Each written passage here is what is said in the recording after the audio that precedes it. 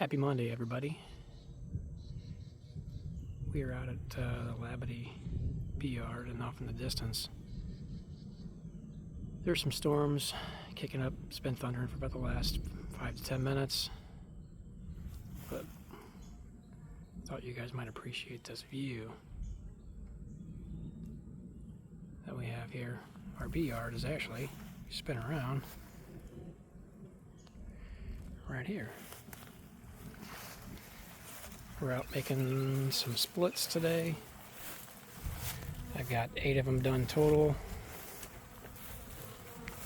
I've got 1 frame feeder in there. These are new to us this year.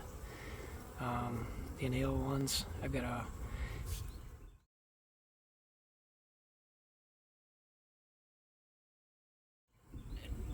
empty frame, 2 solid frames of brood here, and I'll have a food frame.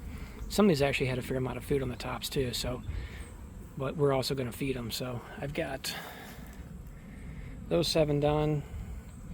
This one here had 2 pretty solid frames, so I'm pretty happy with that.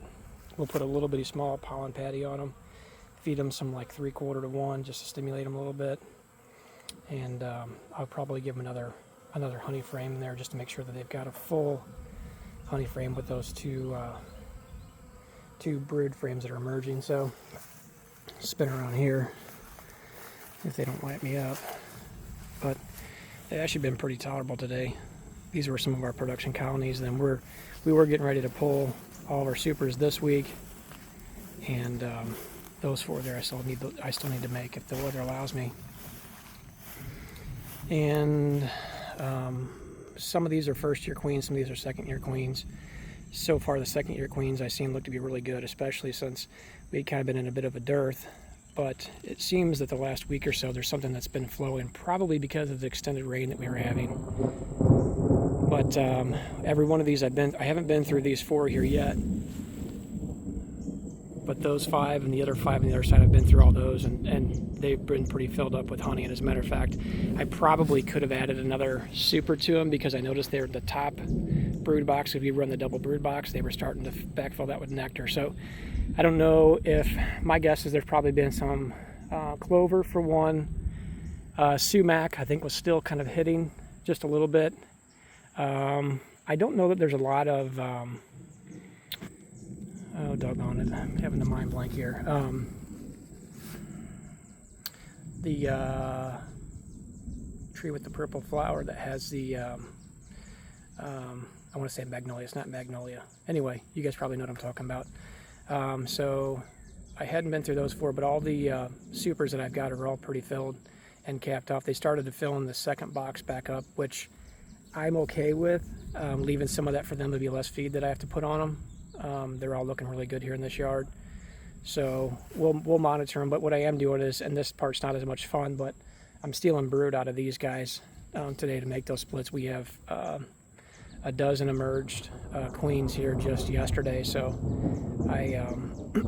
we incubated them after we had grafted, and everything turned out really good. Melissa had 16 total. One of them didn't look that good, so she's not going to make the cut with that, but all the other ones looked really vibrant, and I put attendants in them, and again, I needed to come out and make these splits. So it appears that if Mother Nature here starts raining on me, I'll be finishing this in the rain. So hopefully the bees continue to be tolerable, because usually this thunder run all the forager bees back home, and then sometimes the temperament changes. But again, so far these guys have been pretty tolerable, especially since me pulling the supers off of them and diving down into the brood nest. So, but everything on this yard looked really good.